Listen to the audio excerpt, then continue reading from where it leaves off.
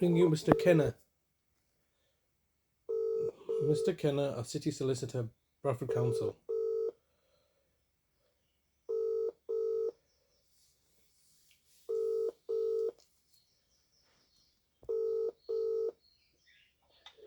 This is the voicemail of Graeme Kenna from the Legal Department for Adult Services in Bradford Council.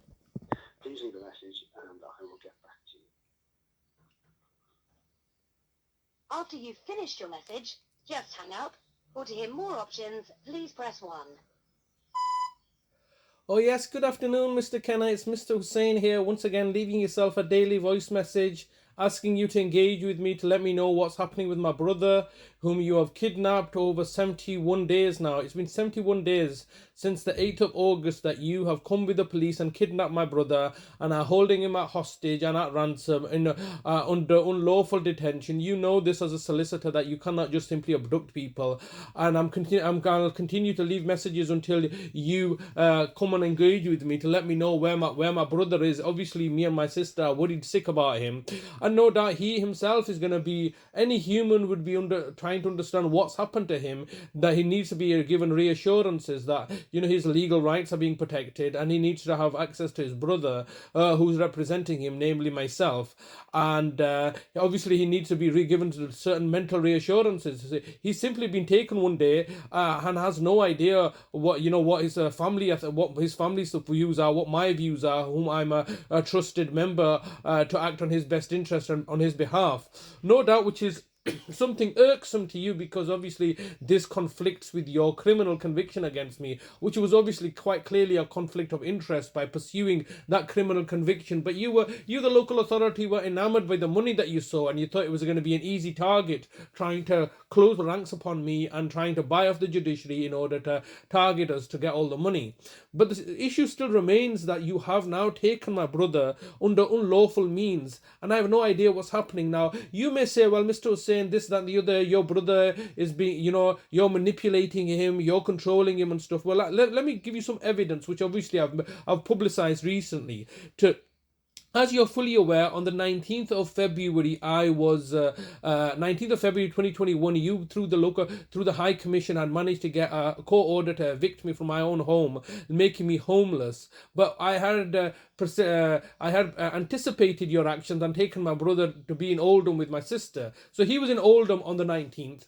And when you realized that you actually had failed to capture my brother because you were anticipating that my brother was going to be at the premises, the very next day, the very next business day, which was the 22nd of February 2021, your colleagues Baljit Nota ended up going, and Fungai Machishitiri ended up going to Oldham at a time when I was not there. I was still in Bradford. But I just want you to listen to what happened on that day. So this is the at 2:25 on the 25th of this February 2021. I recorded this so you can see what was heard. I'm just going to play this video.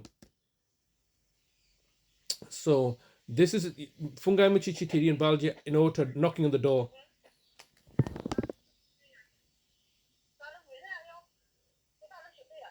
So basically, Baljit Nota states that we've come to see Talib, and my sister is saying Talib is asleep.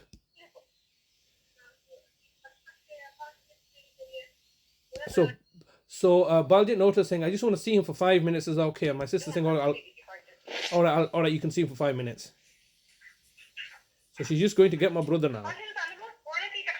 She's just telling my brother they want to see you, Talib. Come to the door.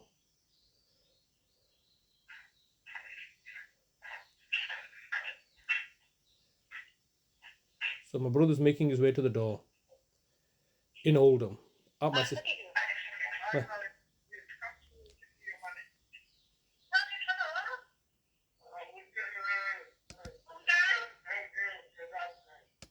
So he's just said, Fungai has introduced himself, oh, hello, Talib, and so has Bali, and my brother's saying, I don't want the money. You can clearly hear him. You don't want the money? Say again? So my brother's trying to speak in English, saying that give the money to Shazad, and Baljit Nota saying, can you speak in Punjabi so I can better understand you?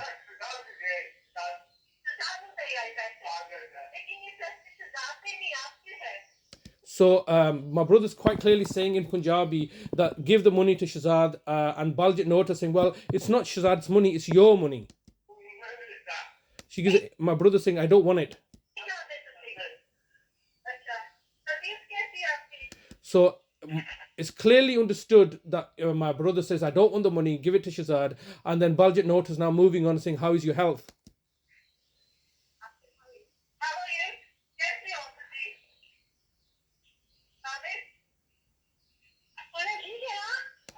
So my sister's intervening and saying, they're asking you, are you okay? And he gives it, I'm okay.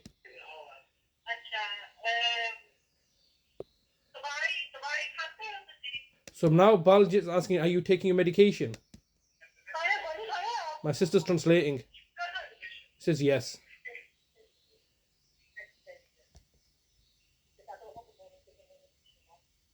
So now Baljit Nota's translating what my brother said to Fungi, specifically stating that I don't want the money, give it to Shahzad.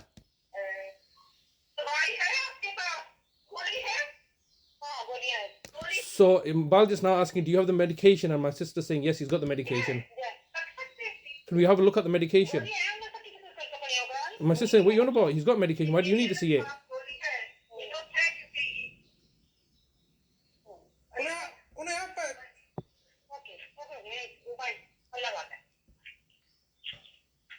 So that's then my sister says, look, closes the door upon them. So that was the first visit on the 22nd of February 2021. As you can see, my brother's clearly articulated that he does not want the money. He's got medication. He's well. And Baljit Nota has translated this over to Fungi, and so it was clearly understood on that day that he did not, he was well. You located him. He was not missing. He was not a missing person. You had identified him in Oldham. He had stated you had tried to engage him to give him money. He said, "Go give it to my brother. I don't want the money." So the situation should have just ended there. But then you came back on the 12th of March 2021. Once again, Baljit Nota and Fungi Muchishatiri arrive in Oldham, asking to speak to Talib. And this is on the 12th of March, so about literally 3 weeks later, or maybe 20 days later, I think. You're back in Oldham, and I'm just going to play this before I'm just conscious that I'm just going to play this.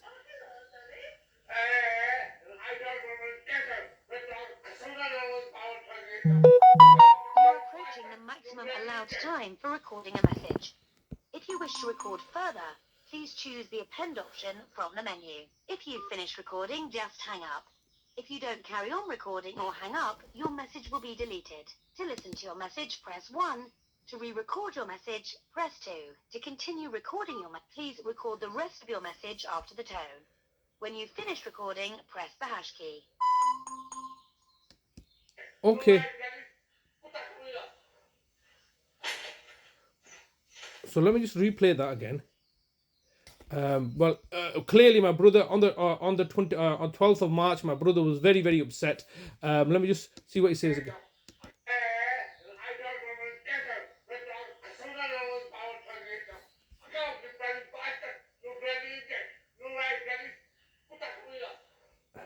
So quite clearly he's calling him a bastard, he's calling him an idiot, he's calling him dogs, leave him alone, and he slammed the door in their face. And that was on the 12th of March 2021. He was very amicable on the first occasion. On the second occasion he was very, very aggressive. And obviously he's been aggressive towards other professionals in the past, particularly the GPs in Oldham, which I've recorded as well. So you can quite clearly see that my brother has clear mental capacity on Sorry, but you've reached the maximum time available for recording your message. To listen to your message, press 1.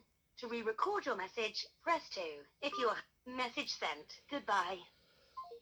So as you can see, I mean, obviously I can't give the voice message just cuts off, very degrading, humiliating, having to communicate with this with the local authority, Bradford Council, and their solicitor, Mr. Kenna, by leaving voice messages. But what is evident is that from these recordings that I've played, which obviously I'm now at liberty to play once again because I've got no time restriction. So let me just play this once again, fully. So it can be recorded fully now. So they arrive at 2:30 on the 21st.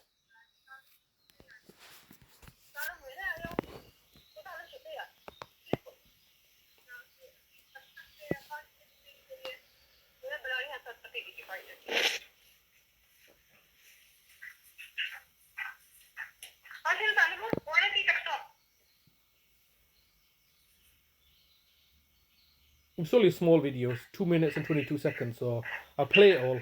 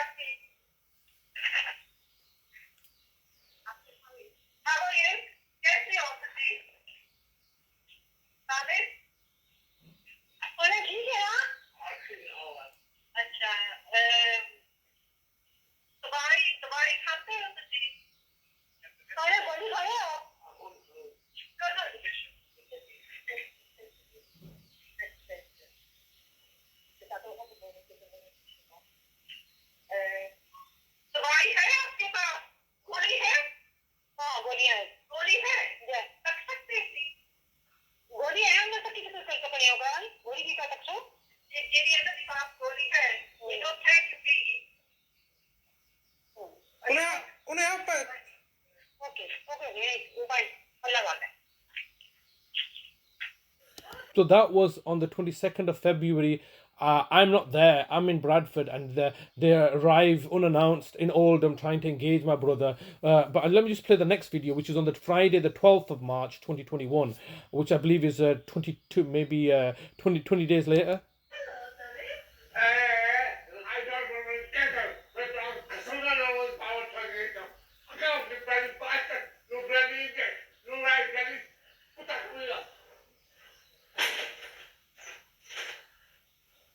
So yeah, that's just the two videos there. And as you can see that on the second occasion, he's very, very upset. He's telling them, look, you bloody bastards, leave me alone. You know, I don't want the money. Slams the door in their face. How much more clearer can he be? So this is at a time when they have kidnapped, they basically made us homeless and coming to Oldham to lure his DWP benefit money, which they've unlawfully taken from us. Under fraud and deception through the collusion of the Department of Work and Pensions. And they're basically been instructed by the senior managers to locate where he is because they anticipated that my brother would still be at Bradford. So when they took over the care home and took over custody of my mother, they anticipated and made the legislate laws in such that they would get custody of my brother. And that enterprise clearly failed. And so they were quite eager to locate him. So they went all the way to Oldham, and the pretext that they were using, oh, we're just coming to give you your money.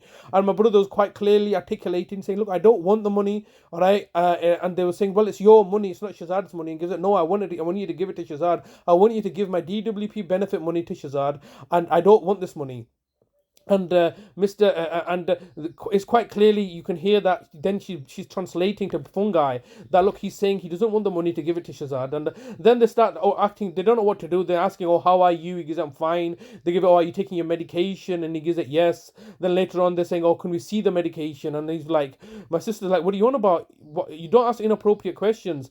Ended the conversation. Then 20 days later they go back for a second visit, once again unannounced, clandestinely, in order to engage my brother. This time my brother just simply gets verbally abusive to them because they don't understand common courtesy in English, and so he calls them a bloody bastard and slams the door in their face and tells them to do one, and that, you can't get much more clearer than that. And they're now claiming that, oh no, I'm the aggressor, I'm manipulative, I am controlling and stuff, when the reality is that I was not even there when these things happened. And the fact that they have now write up whatever they want to write up, bad mouthing me. And Mr. Kenna is fully aware of what's happening. They're committing fraud and deception. They've kidnapped my brother. My brother would never ever knowingly go into their care and custody. And so they needed a strategy. They're just pathological liars, deceivers, and corrupt individuals. They have fraudulently taken his money. They have fraudulently kidnapped him now. This is one of the reasons they don't give me an answer. And in my defense, when anything I say, they say you're lying, because they know that that's what they do. They lie, and so they expect everybody else to be lying. And it's then they say, oh, it's your word against us, and we're a local authority and we're paid professionals, so therefore our word has value. You're a convicted criminal, your word has no value. And in the eyes of the public and society, we have rights and authority and privileges, and you have nothing. But the reality remains is that when you can't make that argument. When I've recorded you, that's one of the reasons that I insist on recording their lies and deceptive ways. Now, in this clear recording, you can see that my brother has clear capacity. He's told them in no uncertain terms, I don't want you to represent me. I want my brother to represent me, or effectively something to that effect, because they have asked him, do you want the money? And that was just a trap, innit? He's a vulnerable adult, all right, and these people are, in their scheming and machinations, trying to manipulate the situation to their own advantage. They wanted to kidnap him, and that day, the 19th of February, so 3 days earlier, was the last time that Talib would ever see his mother. He would never see her again, because they would not allow him access to see his mother through myself, and so therefore he did not have access to see his mother, just like I never saw my mother for the next 334 days, and then she was murdered on the 22nd of January 2022. So you see how these people work. They operate with malevolence, ill will, and ill intention. And now this is one of the reasons that they've kidnapped my brother now. And they're saying, they're going to say, he doesn't want to see you, he doesn't want to be with you. They can just make any kind of lies up or to justify, to break down our contact. Because that's exactly what they did last time. On the 3rd of August 2018, when they kidnapped my brother, and I said, look, I'm his nearest relative. They said, we don't recognize you as a nearest relative. I then had to present them in clear, irrefutable evidence that I am his nearest relative or next of kin. And then they said, we're going to take you to court and remove you as nearest relative. And then I said, let me see my brother. And for the month of August and September, up until October, they would not even let me see my brother. And then obviously they got my brother, when I got my brother a solicitor to represent him in proceedings where they were looking to remove me as nearest relative. They Alistair Bateman solicitors, they bought him off, and then they utilized Alistair Bateman solicitors in order for my brother to sign over his appointeeship to the council, which was fraudulent and under duress. And then subsequently they've been collecting his benefit money, and these benefit money that they have been collecting since October 2018, Baljit Note and Fungi was going to deliver his own benefit money, and he said, I don't want this benefit money, give it to my brother Shazad. All lies and deceptions. You see, these people are playing crooked, dirty games with me. Absolutely disgusting.